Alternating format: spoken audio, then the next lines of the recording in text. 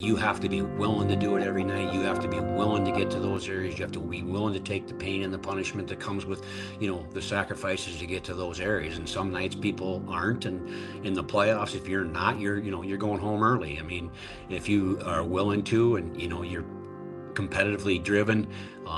Jake was lucky because he played with the most competitively driven player in the NHL in my mind, and that was Crosby. And when you see what he does on a day-to-day basis, and if your eyes are open and your ears are open, you're going to learn something. And he followed the lead pretty darn well there, and I think that taught him, this is the way you got to do it pretty darn quickly in his career.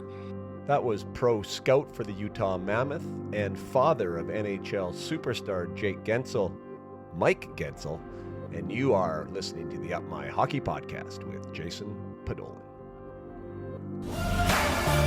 Just watch me now.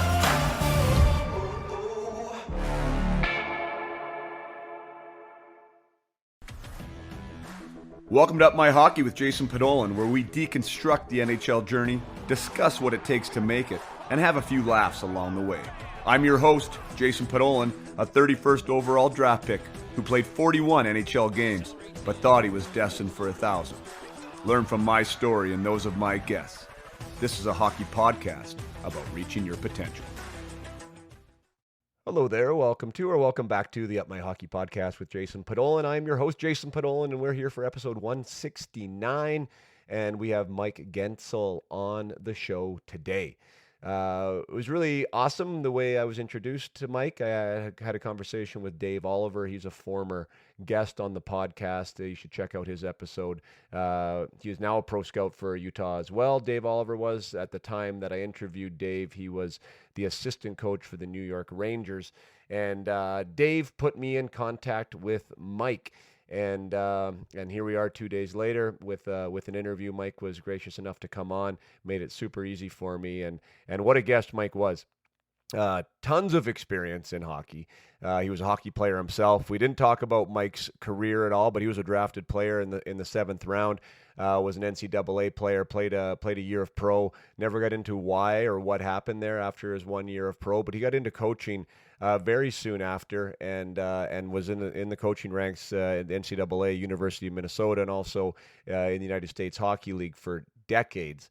And then got into pro scouting, and he's been with Phoenix for over two administrations. He was with Phoenix before Bill Armstrong and since, and he's seen a lot of change and growth in that organization, and brings obviously a wide range of experience and expertise to our show here today. Not often do you raise an NHL superstar, and also not often are you a coach at an elite level for 20 years, nor are you also somebody that evaluates pro talent at the level that he does. So this was a fantastic conversation. He has a lot of great insight, a lot of stories, and yeah, I think you're going to learn a lot about what they do, what they look for in players, how he raised his boys, and some really cool stories about Jake along the way that have allowed him to be one of the best players in the NHL today. So without further ado, I bring you my conversation with Mike Gensel. All right, here we are for episode 168 with Mike Gensel, father of NHL star Jake Guentzel and a pro scout for the Utah Mammoth. Thanks so much for joining us here today, Mike. Glad to be here. Thank you. Yeah, awesome. You said you just got off a pro scout call. I think maybe we can start there just for my listeners. I've had a bunch of amateur scouts on because a lot of the parents and listeners are amateur athletes that are trying to become pros. Maybe you can differentiate for our listeners as what's the difference between an amateur scout and a pro scout. Well, mainly what we do at our level is we cover the American League and the NHL, and we're watching, anybody from, guys that are down in the American League that are, free agents or drafts or high-end prospects right through the NHL, where you're looking at guys for, maybe for potential trades or guys that might be free agents in the next year or two, and, kind of projecting where your lineup's going to be. And, so a lot of it right now is just making sure that we know our teams and our regions. And then when we have our midseason meetings, we'll sit down and go over our depth charts of all of our teams and look at our roster and see what the needs may be and what possible teams might be buyers and sellers, and then try to formulate a plan come ready for the trade deadline in early March. All right. So the development guys, I just had Andy Delmore on last week from Chicago. I mean, he's assigned players that have been drafted that are in the system. He's trying to get them to be, Chicago Blackhawks. You and your team, you guys are, I guess, watching, your prospects, the guys that have been drafted are now at the pro level, though, not the amateur level. And you're also watching everybody else for who might be a mammoth in the future. Yeah, exactly. Like, I have 9 teams in the NHL, and plus I have their American League affiliates. So, basically 40, 45 guys within the organization to try to, get an idea where they're at contractually, where they're at age-wise, try to figure out, where we're at. Are we buying and are we selling? Obviously we were, a seller for a long time until we moved, and, now we've accumulated a lot of draft picks and stuff. So we're also looking at trying to, maybe add to our group. We made the Sergachev trade a couple years ago, and making some smart ads here and there to add to our group as you kind of see some of your young players come into the league now and become your core pieces. And I think what we've probably figured out now with this cap going up is that most teams are building through the draft and through trades, and then not as much anymore as free agency, because I think a lot of teams can afford their players now, where in the past we had to look at the depth charts and say who might be in cap trouble, and speculate on maybe they would have to move a piece, and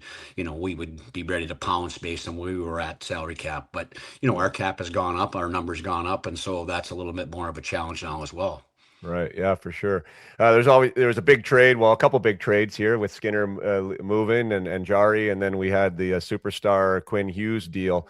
It seems like what you're talking about, like that would be a roundtable discussion about let's talk about the moving pieces there, right? We have Zeev Buium, who's obviously a highly touted prospect that's already in the NHL. So I guess you can't call him a prospect anymore. He's actually playing, and a lot of people expect big things from him. And then there was maybe a lesser name there, like that. Those would be the guys that would come up, and the phone would be ringing for you about who in their system do we prize or would we covet, and we think that we could get some big things out of them.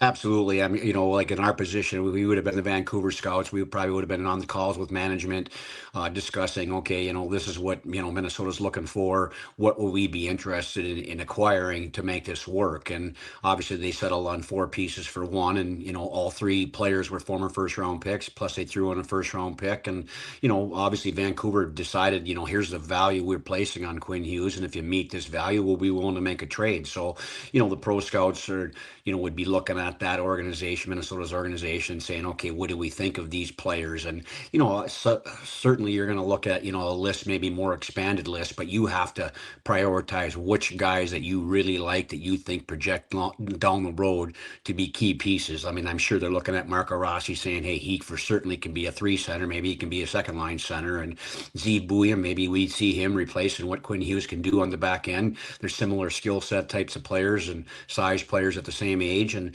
then you throw in an Ogren, who was a first round pick in the low 20s, and maybe he's a third line type of guy. So you're looking at trying to supplement your roster with the pieces that you're going to try to acquire and make it work. Where you're looking at your current depth chart too. You don't want to duplicate a lot of your prospects. You want to add to maybe where you have some holes based on what your drafts were. Right.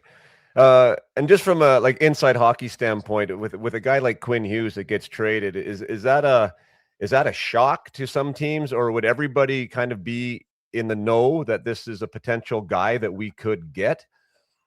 Well, I think in that case, I think there was more people that knew, because I think, obviously it started to get out that maybe he would not potentially want to re-sign back in Vancouver. So I think, more teams maybe just made that introductory call that's, along the lines of, hey, if you're interested in moving him, we certainly would like to throw our hat in the ring. So, you're at least planting the seed. And if it comes to fruition down the road, then it was well worth the call. Like, I mean, obviously the pro scouts were always going to encourage the manager to make that call just in case. We all have aspirations and maybe pipe dreams of who we'd like to get, but you never know if they're reality until you make the call. And I'm sure Mr. Guerin and some of these other guys make the call, and ultimately they throw out their best deals, and it sounded like the best deal was the first deal that they threw out, and they were able to agree on it pretty quickly. So that I think in certain cases like that, in other cases, you have to deal with guys who have no trade clauses or no movement clauses, and certain teams may be on that list. I mean,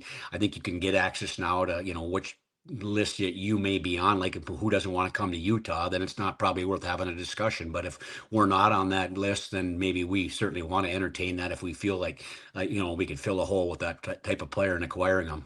Yeah, what's the temperature like when it comes to you guys switching from, Arizona, Phoenix to Utah? I know internally there's a lot of excitement. Everyone seems to love the new ownership group and the change. Has there been maybe a shift in sentiment throughout the league about the willingness and desire to play there? Yeah, I think it's happening now because you know what, the word of mouth spread. The owner put together within a year an unbelievable practice facility, built that, bought a strip mall type of deal. He's going to move a basketball on one half and put the hockey team on the other half. It's a magnificent facility. I think you go into the Delta Center and you can see right away where the rink was last year, and then he put his money where his mouth was, and he ponied up to add seating on the one end to make it a regulation size NHL rink with 17, 18,000 seats. So, when you go in there, it's a little bit different vibe when you're at a 5,000 seat rink to a 17,000, 18,000 seat rink. And, it looks more like an NHL franchise. It looks more like an NHL market. You'll never be able to replace the warmth and the vitamin C you get in Scottsdale or Phoenix or whatever, but, and the tax deal that you could probably have there. But I think when it comes down to it, you feel like you're in a hockey market that has tremendous support, and, right from the top down through the fan base to the ownership, and that significantly inspires the players to, I think, want to play there. And, when you get into free agency, and more and more guys are going to want to say, they're going to check it out and say, is this something worthwhile? And if players are, I know my son walked right in last year when I asked him, he said, hey, great facility, great visiting locker room facility and stuff. And, that stuff gets out, and I think that helps sell the product. Right. Yeah, where do you guys feel? I know it's been exciting for me to, not that I'm a Utah fan, but like it's nice to see the growth of that team. It's an exciting style of hockey, obviously much more competitive than in some recent years, and seem like we're transitioning into, that contender type of space. Is that where you guys see yourselves right now? Yeah, I think so. I mean, I've been with us for 8 years, obviously, and we've been in the playoffs once, and that was in the bubble where there was an expanded field. And I've gone through the process where when we started, and when I started with the Coyotes, we were, obviously trying to get into the playoffs, and we were contending to a certain extent. And then, Mr. Obviously Bill Armstrong came in, and we tore it down, and we wanted to rebuild, and we wanted to build it up with having strong drafts, and so we acquired a lot of picks. We moved out a lot of players, took on a lot of bad contracts to acquire picks. And, I think the plan is coming together. We have some exciting young pieces. It takes time, but I think if you look around the league right now, you have to say probably that Chicago, Anaheim, Utah, San Jose, they have bright futures. I mean, they've drafted well, and the pain was always going to be there when you have to go through this process. But certainly, I think the gain will outweigh the pain once these players mature and they get into the lineup. And then we as pro scouts hopefully add a piece here or there that can help us in areas that need to be addressed, whether that's size or weight on the bottom of the lineup or wherever it may be. So, Yeah. that I think that's what, the buzz in the league right now is, you got an exciting team to watch, you can score goals, and, we just need to be a little heavier and a little harder to play against. Yeah. Is there anyone that you're excited about that maybe the average fan doesn't know about yet? Someone that's either in the minors or a newly drafted player that's exciting you guys internally? Well, I think, we obviously have some of those players in the lineup right now, with the Logan Cooley and a Dylan Guenther. I mean, I think those were picks you hit on right away, and you can see their early success. And obviously, they've been financially taken care of pretty quickly in their short-term NHL careers. So, those guys are obvious. But I think also in the last couple of years, I mean, we've drafted, like TJ Ginlin, number 6, Caleb Denoy, number 4. We took the 2 Russians, 6 and 12 in Nashville a couple of years ago, Boot and Simashev, who both have played games for us this year. So I think we're starting to see some of the fruits of the labor that the amateur guys have gone through with our plethora of picks that we've acquired. So I think those are the guys right now that we consider that, guys that can make a difference for us. And, as they get more experience and stay healthy and get in the lineup and grow a little bit, that, they'll be guys that can play in the top half of our lineup. Yeah, that's exciting. It must be cool to be a part of that. I know Dave Oliver there, our mutual friend, he was really ecstatic about the shift and how kind of the culture kind of almost changed overnight. He said it was really great having the new owner in there and breathed a lot of life into that franchise and a lot of support and yeah, with Bill heading it the right way already previous to that, it's looks like there's blue sky ahead for Utah. So it's cool. Yeah, no, it was really exciting a year ago or so at the draft in Vegas when we made the Sergachev trade and added John Marino on that trade, on the draft day. So those were moves, from the pro side where there's some gratification from our end of it, where you see those players and how they played for us a year ago. You bring in a number one defenseman, you bring in a top four defenseman, and to go with those young players, it just kind of lengthened our lineup and deepened us more, where we became more and more competitive. And so we're trying to, whether it's waivers or trades or, that type of acquisition on our side, maybe a free agent guy here like a Nate Schmidt this year, just making decisions that, hopefully can help, with you talked about the development and then the amateur and the pro side, we all work together and we all have our departments that we have to do our job to ultimately have one, successful goal at the top to win games, be in the playoff and ultimately win a championship. Yeah. Yeah, and I mean, obviously, you have to give away pieces sometimes too, right? To make these things happen. I know Connor uh, or Josh Doan was Josh Doan with you guys. He Yeah, was a we had draft pick, Josh Doan. right? We traded Josh and we traded Michael Kessering this summer for JJ Peterka. So Right, that was another move that was highly discussed during the draft meetings and into free agency, and we were able to make that move. And it's been a good move for us so far, and it's been a good move for Buffalo. Both of those players have done well. I think they're happy with the deal, and we're certainly happy with our part of the deal as well. right. And it must be like in that scenario, Josh, good young player. He was actually on the show. He seems like a great character kid. Like it's, sometimes, and I mean, I was part of some deals too, two deadline deals, and sometimes players can feel, uh, you know, whatever underappreciated maybe. Oh, why doesn't this team want me? But I mean, obviously you very well could have wanted him, but you guys just needed a different piece at the time, and somebody wants them in return. So from a player perspective, how would you frame how these deals go down? Well, that's the biggest thing. Like, you have to get some or give something to get something. And, we may sit there when we know and we want, a Paterka type of player or a Sergachev type of player. We may go in and say, well, hey, this is what we're willing to do and how far are we willing to give and how far are they willing to give. But, ultimately, and what I've learned here in this business, and I've heard it again the other day when the Vancouver Minnesota deal come down. You have to make a fair deal, right? A deal that's good for both sides. You have to like give up good players, and we gave up two good pieces. Obviously, Josh had history in our organization with his dad being an all-time great with the Coyotes and the Jets, and us drafting Josh, which was a feel-good story at the time. And Kesselring was a guy that David Oliver pushed hard from on the pro side because he has Edmonton, and that worked out well for us, and we were able to build him up into a good NHL defenseman, and by giving him a chance, and that opportunity gave us a chance to go out and acquire a guy who had 60 plus points last year and has a chance to be a consistent 30 goal scorer. So Right. I think it's working out well for both teams. Yeah, that's great.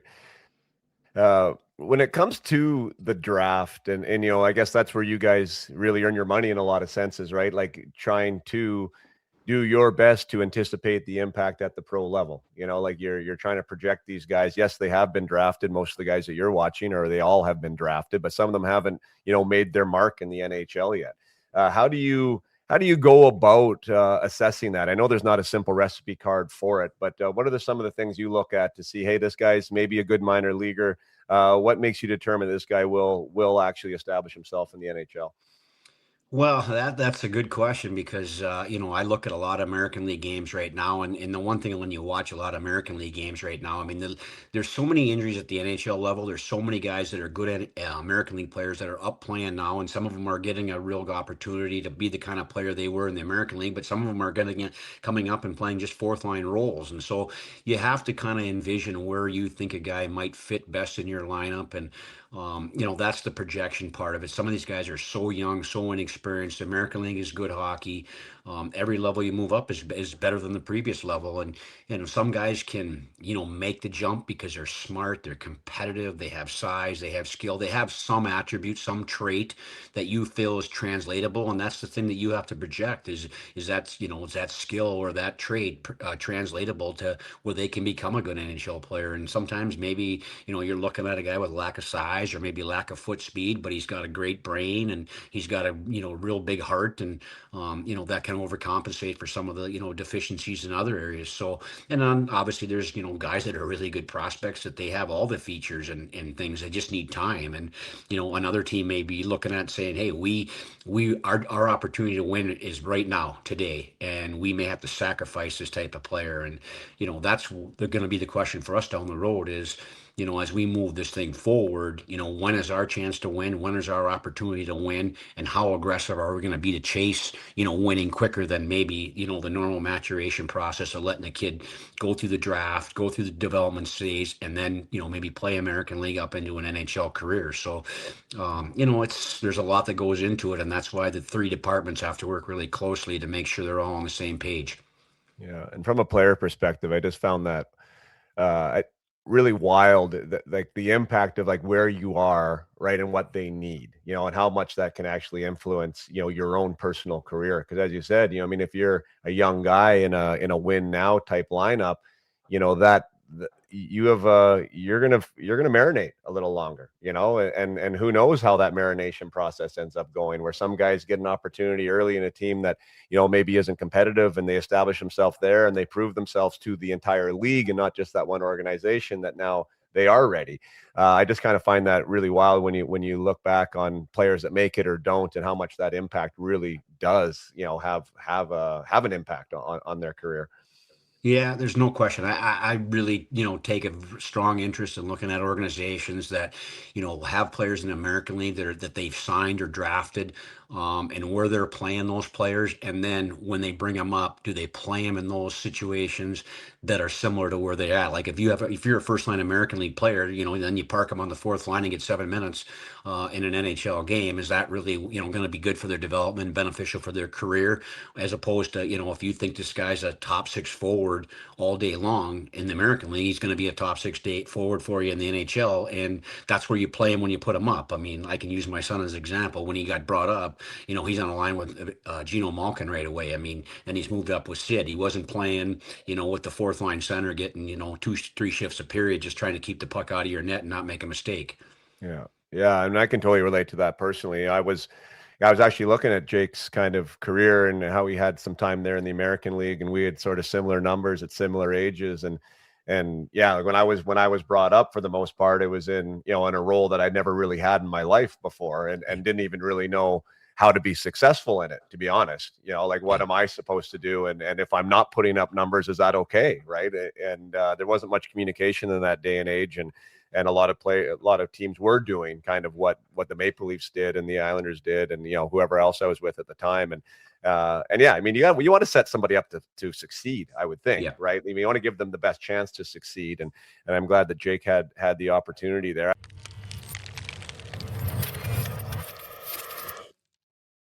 Take a short break from the conversation to talk about and celebrate Christmas. It is December 15th, if you are listening to this on release date. So we're getting into the break time for athletes all over North America, and I know parents are looking for gifts. And what better gift than to give your player the gift of protection? I am an ambassador with Acane Hockey. That's Aycane.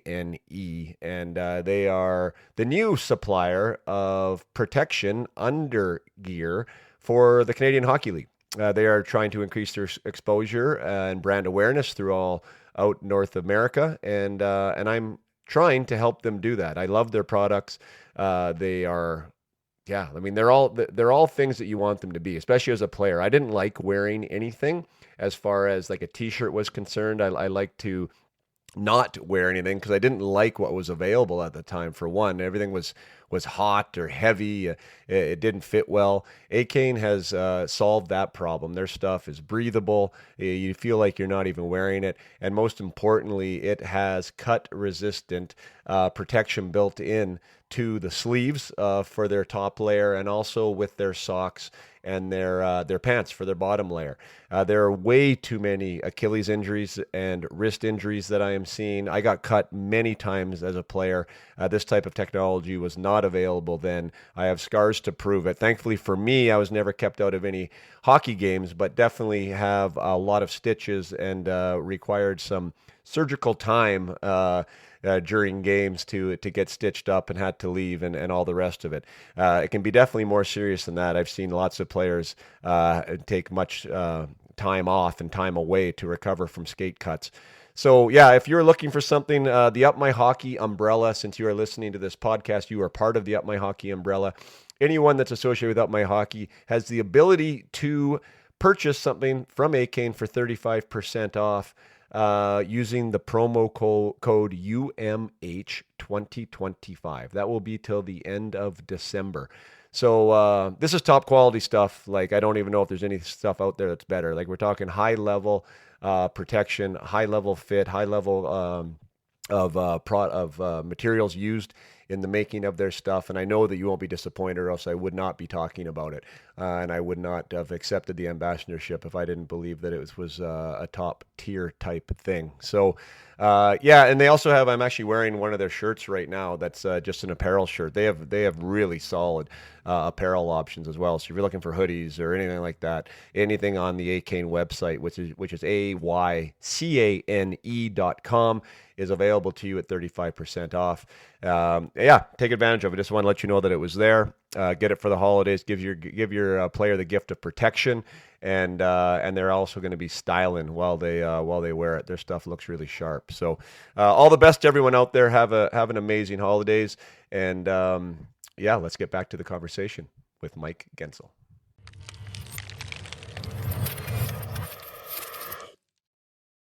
I want to talk about Jake because I think he's got a really cool story, and it's something that I want to talk about. But I want to go back to you talking about strengths, right? And so you're looking at a player because it's in line with what I'm working with players on too. I say, hey, you have to be special at something, right? We can't stop working at what you're good at. I mean, your talent is your talent. You need to be unique. Someone needs to be able to say about you, this guy can do this, right? I think that's super important. The other part is that I've heard quite a bit that there's lots of guys that are looking for reasons why you can't play. You know, like, why won't he play? Why can't he get it done? And so removing your warts, you know, as best you can is also a benefit. Do you find yourself looking more for like why they can, or are you looking for why they can't? I think more I look for why they can play. I mean, ultimately, you can see that there's reasons guys won't play, but I think, in our position, what we're trying to do is help our organization improve. So we need to be looking at the players that we think can have translatable skills to the NHL level. And, whether it's, and some of the skills may be their competitiveness, some of them may be their puck battles or whatever, which, some people don't think are real skills, but, we are looking for ways that we think that players can enhance their ability or enhance our opportunity to be successful. So I think we have to look at it from that angle more so, and not, shrinking the pool as it already is right now. We're trying to, bring people to the table that our general manager might sincerely think has a real interest in helping our organization get better. Yeah. Well, I think that philosophy probably runs through then. I mean, even to what we're talking about when a guy gets brought up. I mean, if you're looking for what they do well and you put them in a situation for where they might be able to use that skill to do well, like there it is. It's translatable, right? Like there's more Yeah. opportunity for that player to thrive, which I think is a great approach. Shifting gears to Jake, he was obviously a really good player, really strong player, third rounder. When I'm looking at his hockey DB, was always a goal scorer, but my question is, how did it seem like he grew his goal scoring ability? Like, Yep. for example, right? Like to score 40 in the AHL, you think maybe the projection might be, well, this guy should be able to score 20 in the A, or 25. If he is a goal scorer, it's going to be leveled up. He should still be able to score goals. That's his trait. Jake seemed to be like roughly a half a goal a game guy, maybe a little bit less in most of his AHL university level. Then he comes on the scene. and now he scored 40 3 times in the NHL. You know, I mean, he's actually seemed to become more of an impact player at a higher level. Can you just use your son in that example? Like, how is he able to do that? Would you have projected that? And yeah, I'd love to hear your story on that. Well, it's interesting because I would say from Mite hockey right through, his first experience in the American League, he was pass first, shoot second. I mean, that was his MO as a player. Like he was very smart. He's always been a smart player, but he was more of a playmaker type of player. He always played center. Had no experience playing wing until he played in Wilkes-Barre, and at that point they put him with two veterans, and he happened to play left wing with the two veterans. And from then on, he has been a wing, and that happened when he was 21 years old. So, that from his standpoint, I think the biggest adjustment is I have to figure out where I have the best chance to be successful, and that, to his credit, I think he realized that, getting as close to the blue paint was going to be my recipe for success. And I'm not going to tell you that I think he's from the top of the circles out. He's going to ever have a lethal threading to score.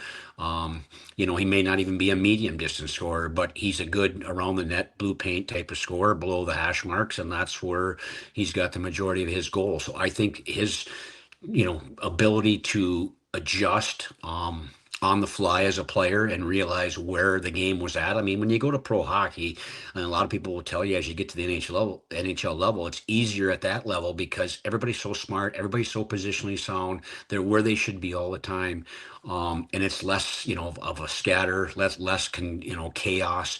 And I think he realized that, this is the way the game is played. It's harder at this, to get inside, and I got to get there quicker, and I got to get in my position. And that's, I see some of the stats where I look at, and or even right now, the other night I saw something where he's leading the league in deflection goals, or, you lead the league in slot shots. I mean, that's where you score.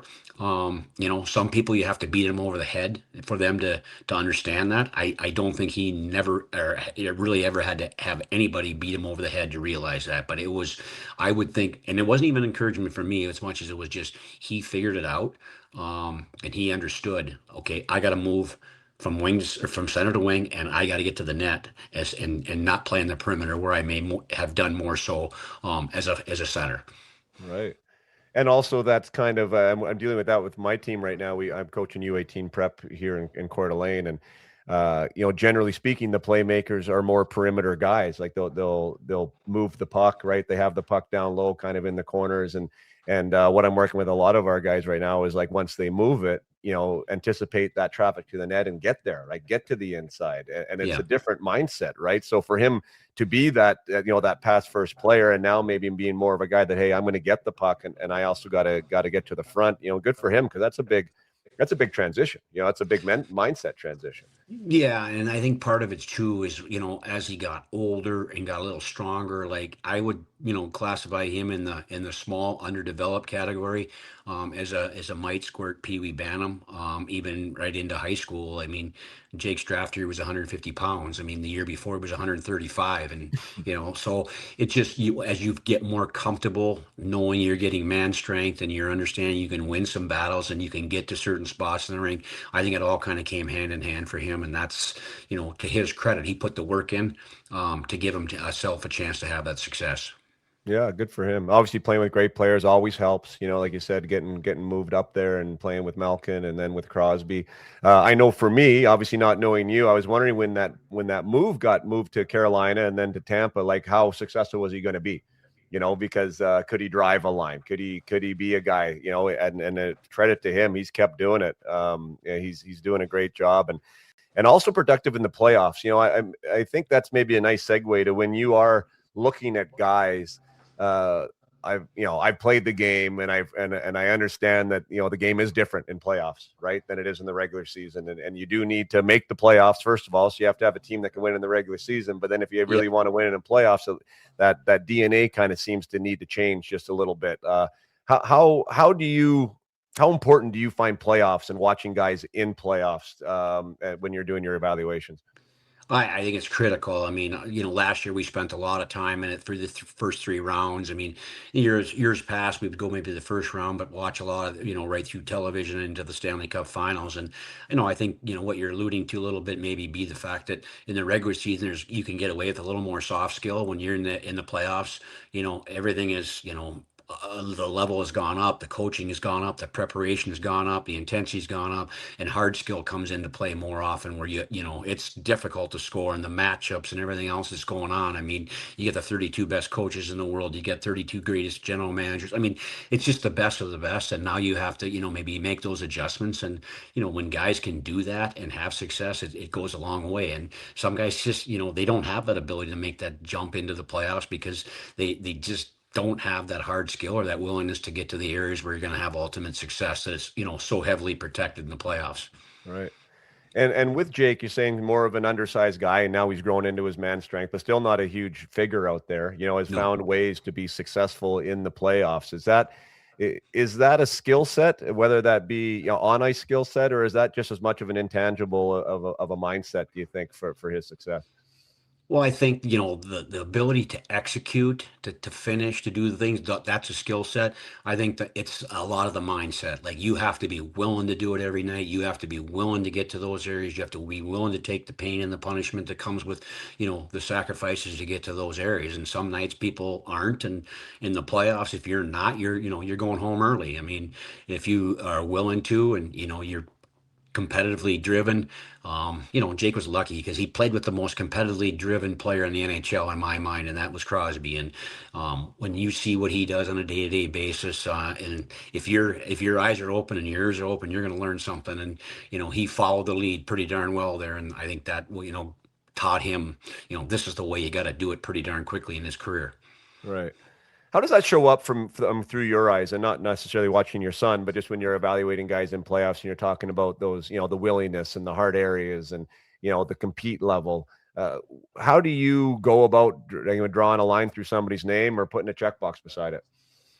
I think the biggest thing is, obviously we're looking for smarts and we're looking for skill, we're looking for skating. But, in those situations, the playoffs, you're really looking for the competitiveness of a player. Like, you can have guys that are wonderfully skilled. I see a lot of highly skilled players in the American League that just aren't translatable to the NHL level, whether it's a lack of foot speed or whether it's a lack of willingness to, have the translatable ability to score at the next level because they don't get to those areas or the players are defended harder. So I think the biggest thing is just you're looking at, who is really, really smart. That's why you come to appreciate in the playoffs, a Matthew Tkachuk, who may not be the greatest skater, but his intangibles are through the roof. And I think they really come out in the playoffs. Right. Well, now when it comes to winning, if you go back and track whether it be an AHL championship team or an NHL championship team, it seems like a lot of these guys turn out to be more sought after prospects or, free agents, let's even say, the next time their contract comes up. Is that something, is that credential at the end of a name, that they've had success, they've been there, they've seen it? Is that something that you think is translatable to the next team they go to? Yeah, I do believe that. I think we all look for that. Like, obviously in a case like Brad Marchand last year when he became a UFA, I mean, I think there was a lot of teams maybe lining up to say, you know what, this guy's won. He's overcome the odds, maybe at his size or whatever, where he was drafted to become an elite, potentially Hall of Fame type of player. And he's won. And, you're looking for that. Like sometimes, you get players that, are skilled but they've never won and they've never had the chance to experience the playoffs. And guys like that, maybe a Ryan O'Reilly when he got traded to St. Louis, or who they have that pedigree that I think can help your locker room internally, maybe something that people on the outside don't know necessarily think about or see, but they're teaching, they're showing, and some guys are vocal and some guys are just do it on the ice and follow me type of leaders. All right. When it comes to, I've heard the term, prospect or suspect, and I kind of found myself personally, seeing both sides of that. I was a WHL guy that ended up playing, World Junior, and was a 20-year-old pro in the AHL and had lots of success when it came to, production there.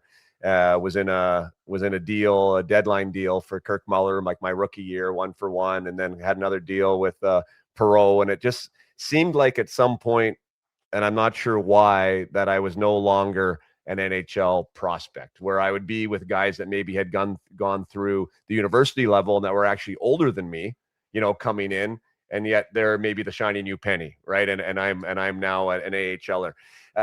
How does that pathway? I know, like, I'm using my own first person experience, and every player is different, but like, I'm sure you see that yourself, right? Where you've maybe watched the guy long enough, or whatever the scenario is, and you no longer deem him eligible. Can you walk us through kind of that as a player, and how it looks through your eyes? It's interesting. I mean, when I first started scouting, somebody told me, you know what, you're no longer a prospect when you're past 23. But then as I've done this for 8 years, I've seen guys who maybe at 27 or 28 finally get that chance. Like as an Right. example, this year in Tampa, there's a kid playing defense for Tampa this year, Charles Destu.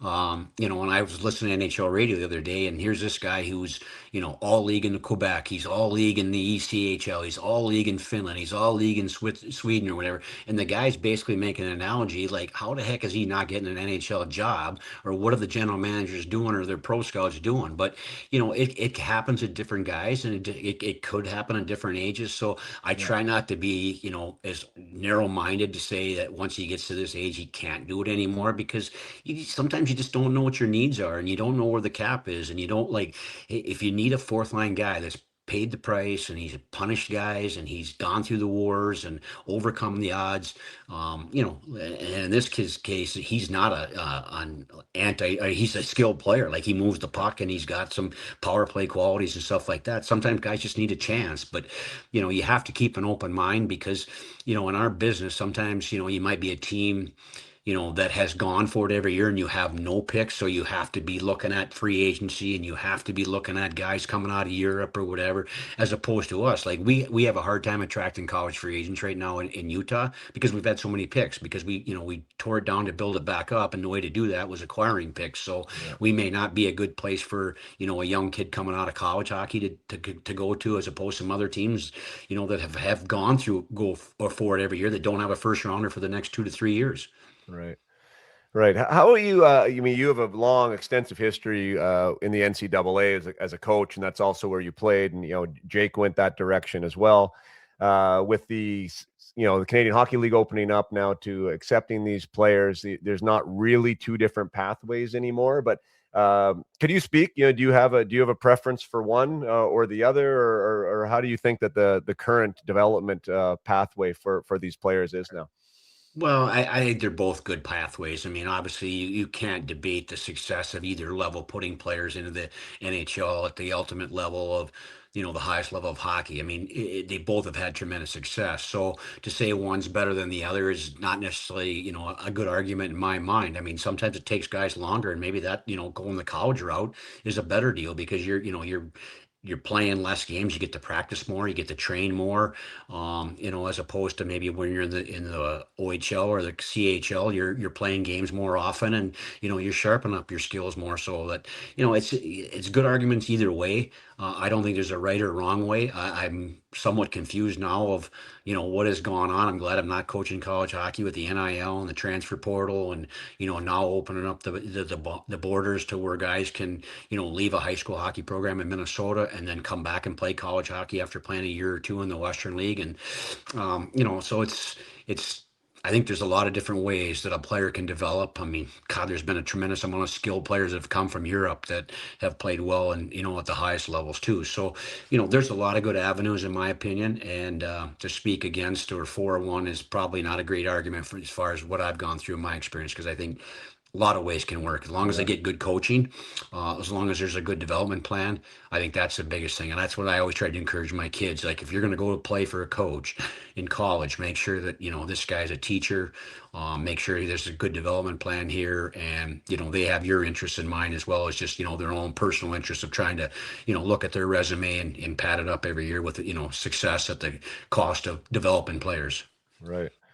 Yeah, that's a great point. And with you being a coach for so long, and now having the hat on of a pro scout, I believe that one probably serves the other. I know for me as a coach, when we're talking about potential and releasing potential and knowing what a player can or can't do, being on the inside and seeing some of the habits, seeing some of the intangibles that maybe aren't quite as recognizable when we're just watching on the ice. I'm sure that you have some experience with seeing that. Do you have any keys to potential that you saw during your coaching days, guys that went on or guys that surpassed expectations that you just now would like to identify as a pro scout? Yeah, like a really good example for me is, Nate Schmidt. I was coaching at the University of Minnesota for, a lot of years. Then I left, and I ended up coming back. And the year I came back, Nate had, I'd recruited Nate, and then he was freshman year. He was, rotating between playing forward and D, in and out of the lineup. And, when I came back the next year, I like Nate, you're going to be a D, and this is where we're going to play you. And he was one of our seven, and the next thing you know, he was one of one with our core. Like he was an All-American, elite player, and a year later, he's signing with Washington and leaving. So this is a guy that could hardly stay in the lineup, let alone have a position on the back end, which was his normal position, to the point where he became such a difference maker for us. So I think it's just that's the relationship. I think you got to try to build with the players now, and it's different. When I played college hockey, it was more of a dictatorship. This is the way we do it and the only way we're going to do it. And, you're either in or you're out. And now I think it's a lot more of a, we have an open relationship, and you have to encourage and you have to talk, give them the why more often. And when you're having these discussions, because Right. you just, I think those days are gone, and, they don't work now like they did maybe in the 70s or the 80s. Right. Did you see something then with Nate, with that Nate Schmidt example, for him to rise from one of seven to one of one? Was there something about the way he went about his business or the way he approached practice that was able to elevate him as a player? Well, number one, he's as enthusiastic a person as there is. Like he loved to practice, he loved to play, he loved to chat, he loved to work out. I mean, he had some of the, you're not going to be able to do it until you do this. Maybe it was losing some body fat, maybe it was getting a little stronger. So, there was some naysayers there, but he's such a positive guy, and I've always felt like the guys that are willing to put the work in, some, you have to show them or you have to talk to them about it, and other ones they see it themselves. Like I'm not, ready for this. I'm not good enough at this, and I need to put my time and effort in. And he was one of those guys, and I was fortunate to work with quite a few of those guys that just were self-motivated, self-driven type of guys. And usually, to me, I found that those were the guys that were most successful. And if we got to keep telling a guy to work hard or to push harder or wherever, like sooner or later, you get tired of telling them, and they're tired of listening to you tell them that. And to me, the guys that, when you don't have to say much, they just go at it. And, sometimes the best teacher is some adversity. And, those were the guys that I felt had some success. I mean, some of those guys are so talented and so good that it takes a little longer for them to run into some adverse situations. But when they do, whether that's going from college to AHL or AHL to the NHL, they have to make that adjustment. And the guys that can make it are the guys that are willing to have their eyes and ears open to say, I learned here from this experience, and I got to put the time and effort in here to overcome some of the adversity that I've dealt with here. Right. Yeah, you mentioned with Jake having that exposure to Crosby and who you identified as probably the most competitive pro that you know.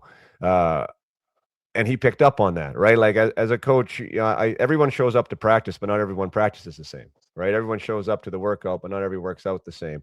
And I think that I find in what I do that really teaching that recipe of some of these controllables that the athletes can then take control of their development, and those that are more professional at it, even at the NHL level, like they're not all created equal. Jake seems like a testament to that, to be able to see what was going on and maybe to apply it. And maybe now he's one of those leaders in Tampa Bay where some of these younger guys are watching how he goes about his business and picking up what he learned. Do you find that to be the case when you were in Minnesota, as well as what you're looking for now or asking questions about now? Yeah, for sure. Like I've always felt like, part of my philosophy is you can either show up to work or you can go to work. And the guys that go to work are the guys that usually to me were more successful. I mean, Jake was so lucky when he got to Pittsburgh. The first thing that they did as an organization, and they must have felt like he had some intangible or some quality that they thought was going to pop at some point, but they put him right next to Sidney Crosby in the locker room from day one, at the practice facility, in the game facility, and that was his locker mate at home games, road games, wherever it may be. And you're smart enough to realize that this is what the guy does, and some of it's just the mannerism, some of it's the superstitions, some of it is obviously the day-to-day work, being first out last off, those type of things. And so when you're a go to work type of guy, I think eventually you're going to reap the benefits of the rewards of the work you put into it. Yeah, that's fantastic. I love that.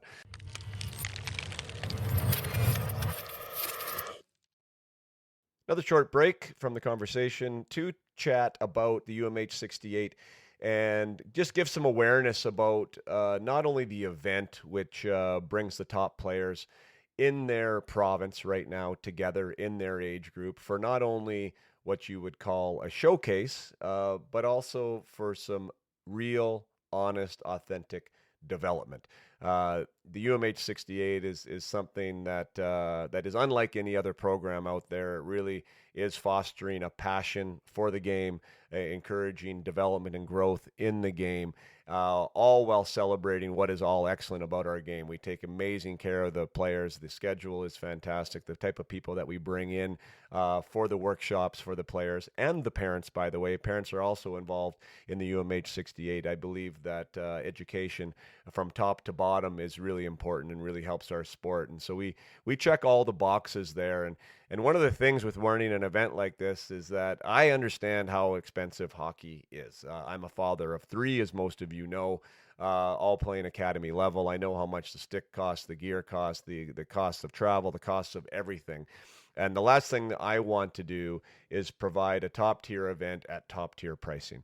So we're doing the best that we can to get the swag and to get the jerseys and to get the dressing room set up as they will, and to really, provide an environment that inspires these kids to grow a passion for the game and to stick with the game and to fall in love with the game. But it all comes at a cost. And we obviously know our budget at these events. We have kept it as bare as we can, and I am here on this to say, hey, if you have a company or if you are an individual that would just like to be involved in this event to help reduce the costs to parents that are coming in, I would love to have a conversation. We don't need to raise the prices. What I want to do is lower the costs to athletes. We already have a scholarship program. I want to make sure that anyone that is invited to my events has the ability to come. It shouldn't be about having a thick checkbook to attend. I want it to be about the player and the impact they are having on the game, and I want everyone to be able to come. So that's been a priority from the get-go, that I have put money towards players that can't come. And if I can not only do that for the players that aren't financially, don't have the financial resources to maybe make the event, I'd also like to reduce the fees for everyone across the board and really make it as approachable as possible, to take away any barrier to entry, because I know what we're doing here is good for the game. It's good for the players that are there, and it's just good for it's good for hockey, a sport that has given me so much. So again, if you are out there, if you are a company that would like to be represented, if you want to be involved in the grassroots development of the upcoming next generation of stars, and want to be associated with that, with some good holistic education, development, and showcasing, I would love to align with good companies. And if you are somebody that wants to be involved in the scholarship fund, just maybe a mom or dad or somebody that's gone through the game and wants to give back to the game and be a part of something that you can feel good about, by all means, please reach out. That is my goal, is to make this approachable for absolutely everybody involved without compromising the quality of the event itself. So there's my shout out at Christmas time. If anyone is feeling generous or charitable, we would love to welcome the conversation and put your hard-earned money to good work and support the game that we love. So with that, best way to reach out to me is jason@upmyhockey.com. You can use the website upmyhockey.com, and there's a contact form there, or you can reach out to me direct over email. Would love to welcome a conversation. Now let's get back to the discussion with Mike Gensel.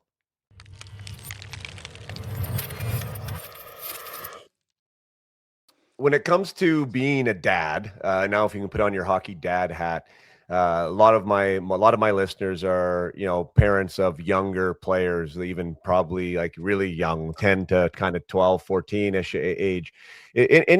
Any suggestions? I mean, you've gone through it. Like what did you talk with the boys about? What was your priority items?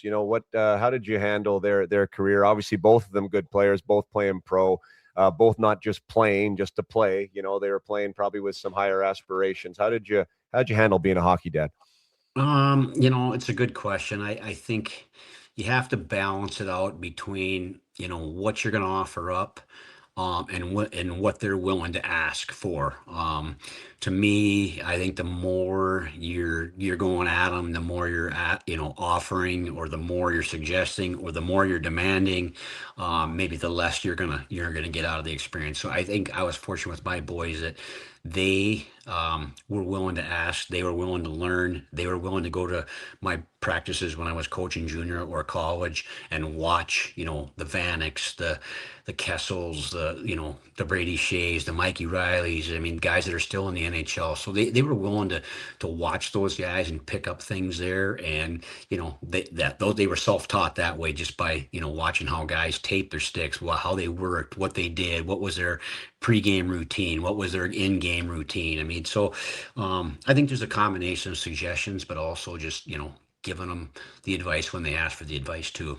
Yeah, I think that's a really, really wise thing to say. That the problem is sometimes I think parents find that they might just keep waiting for them to ask questions, and how to encourage them to do that. I know that, even with me, right, being a 10-year pro and, involved in this, that, you want to offer stuff, but they have to be willing to receive it. Like that's the biggest thing. And they have to be curious about their own development. So I really do encourage, I ask more questions than anything else to them, and then hopefully get them curious and have it be more of a conversation than a dictatorship, as you mentioned before, right? Like that there need to be part of the discussion.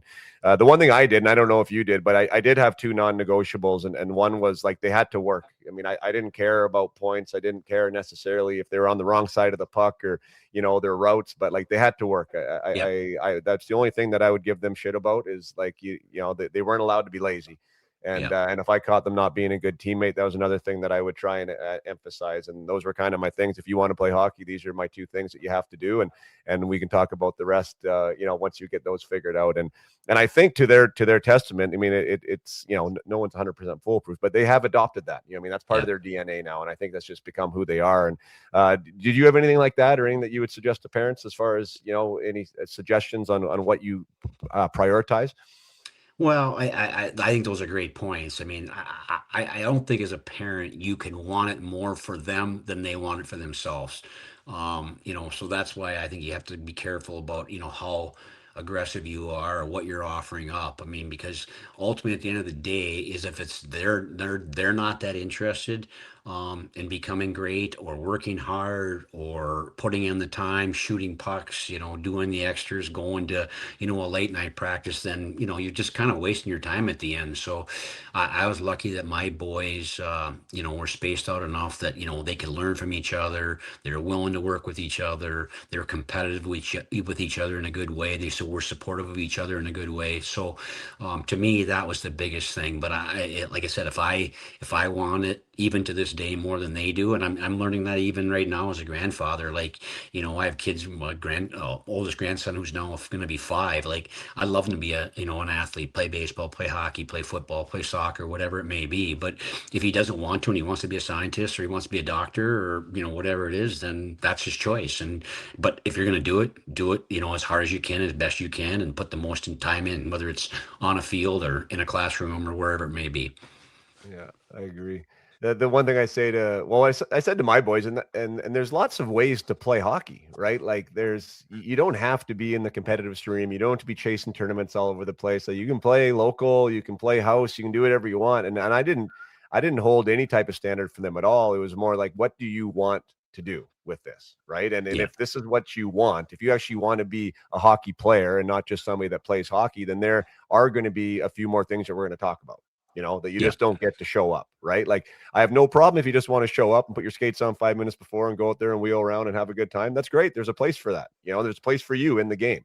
But if we're going to talk about this other thing where you want to be great and you want to, maybe make this a career, then that's a different discussion. And I think some of the families do want that other thing for them more than their kids want it. And I see that, in hockey a lot right now where no one's happy. The coach isn't happy. The kid really isn't happy. The parents aren't happy because they're not showing up. And I think if you can just be honest with that, like whatever stream they really want to do, let them do that stream. And if they want to do another one, there should be some type of standard that they have to hold, to be a part of that stream.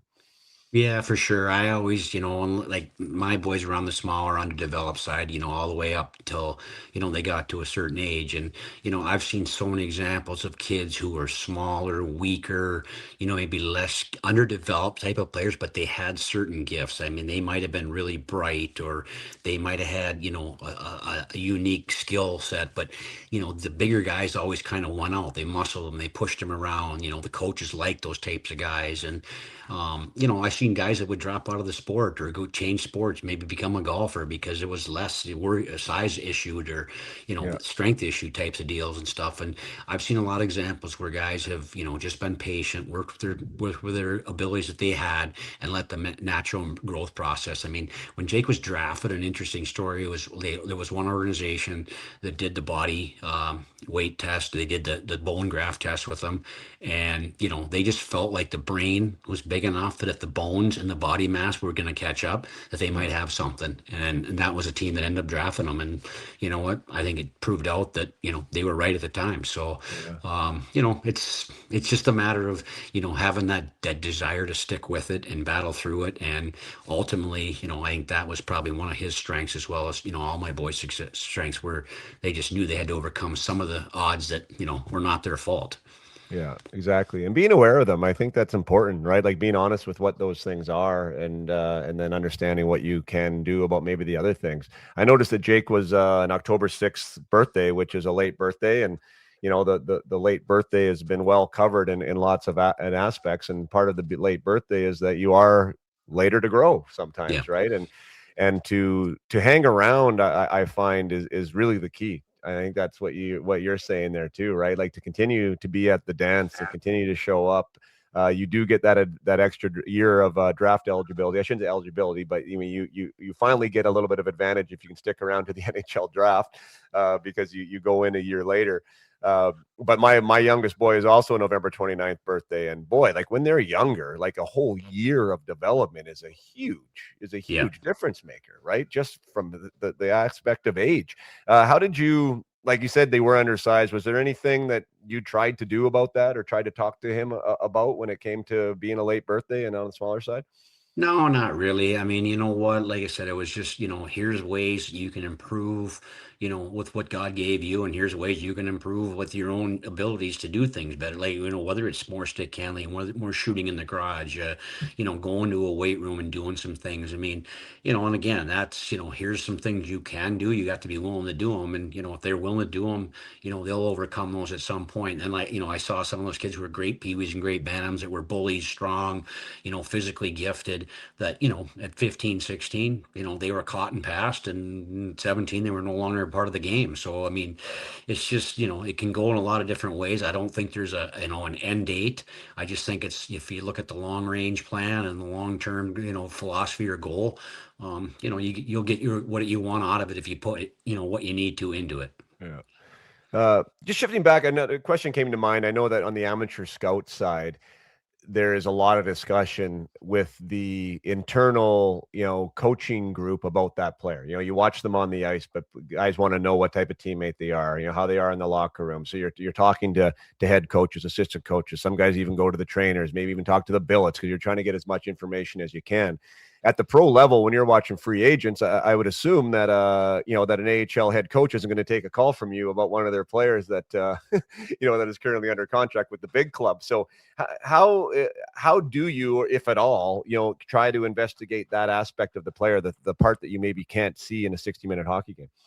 Well, I probably go back to my experiences of coaching junior and college hockey, where I have players that, are in rooms with, guys that and they know what I do, right? I mean, if I have a player that's playing with the Carolina Hurricanes that I coach or whatever, I can certainly probably get some information there. As you said, I'm not going to be able to call the coach, general manager, or one of their pro scouts, but, I can do my due diligence in other ways. Maybe, what's a goalie coach that they had from 12 to 15, whatever, in the area that we're, in Minnesota. So, there's ways. It's an interesting question too, Jason, because sometimes people overdo due diligence and they find out reasons why they shouldn't be involved with players. Some players mature later, some players, figure it out later. I mean, some players make mistakes and you learn from your mistakes. So I think the biggest thing is I've learned in this deal that you can overdo due diligence, and there's also organizations that I think do very little due diligence, and guys turn out. You're looking at the player, you're looking at the athlete, and I think this guy's got some qualities and some abilities. We'll figure out the rest later, but you can be the greatest guy in the world, but if you can't skate, you can't pass, you can't think. I mean, like you're not gonna probably be very good. Yeah, yeah. I love that.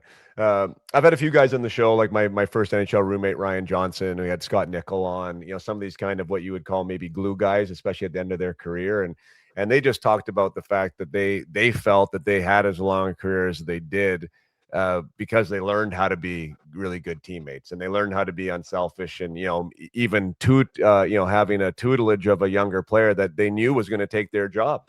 Like that was just the way that it went.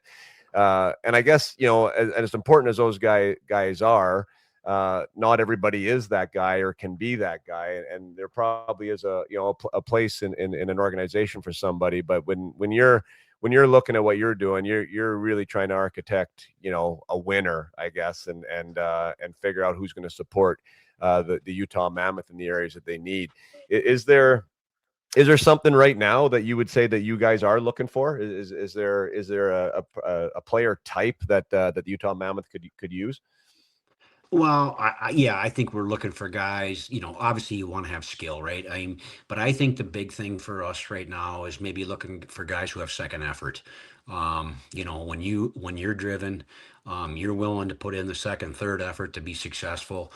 It's interesting you mentioned some of the names to start the question. I mean, a lot of guys that end up being really good coaches or really good assistant general managers or really good managers were the guys that had to, be the glue guys or be the guys that understood the way the dynamics of a room worked or why a team was successful or why certain individuals were successful. And I always found, like, in baseball, I mean, the best managers were catchers, right? I mean, they saw the whole picture and they understood the whole thing. And you don't often see guys that, are great coaches that were the best player in the game, the best player in the world, the best player for a long time. I mean, those guys were so God-given ability wise that, they didn't really have to learn some of the intricacies of the sport or why you were successful Right. or why a team was really good. So, for me, I think it's skill and it's second effort type of mentality that goes a long way.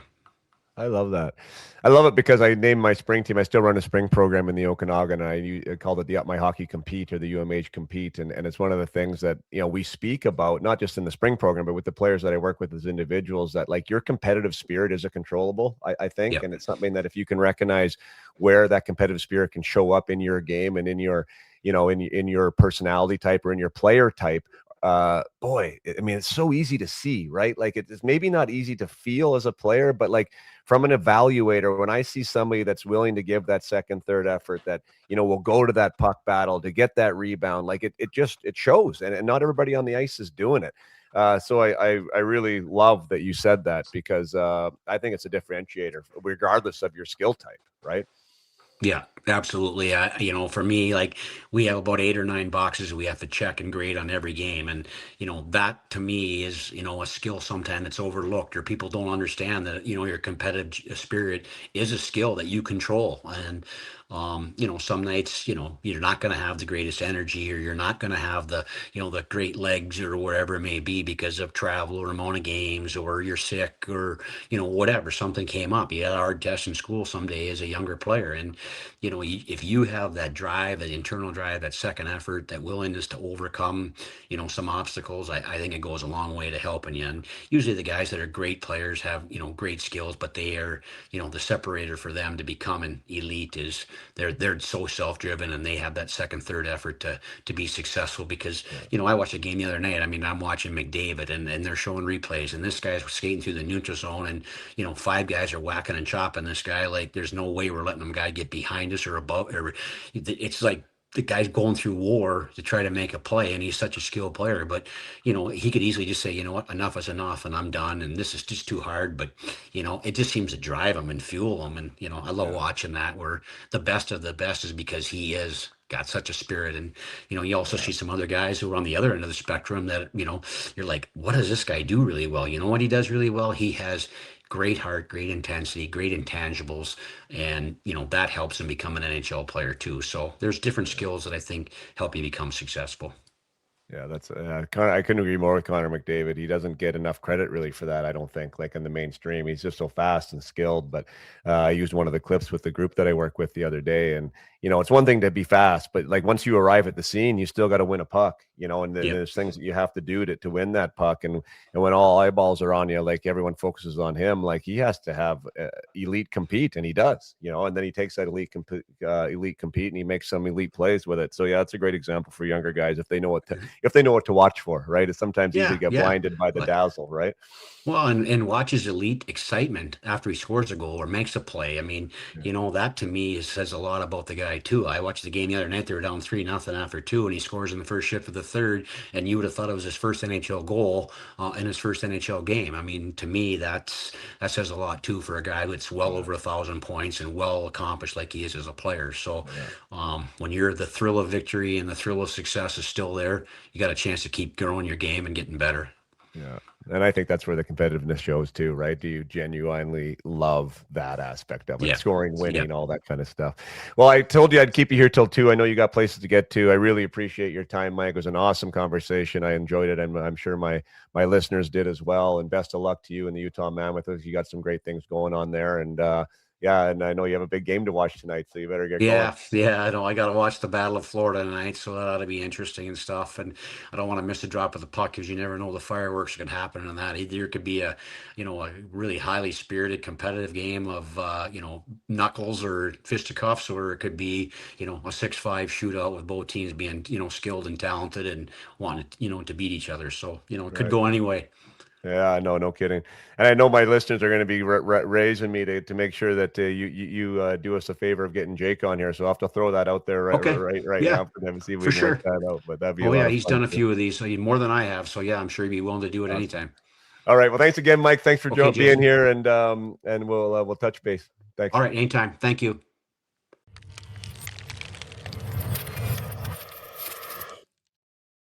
Thank you so much for listening to episode 169 with Mike Gensel. As we alluded to there at the end, maybe there would be a Jake Guentzel future episode. That would be fun and exciting to talk to a current reigning NHL star doing big things there in Tampa Bay. I would love to speak with him about his cups and his experience with Crosby and all the rest of the things that come with having a prolific career at the NHL level. That would be really exciting. But it was a fantastic conversation with Mike.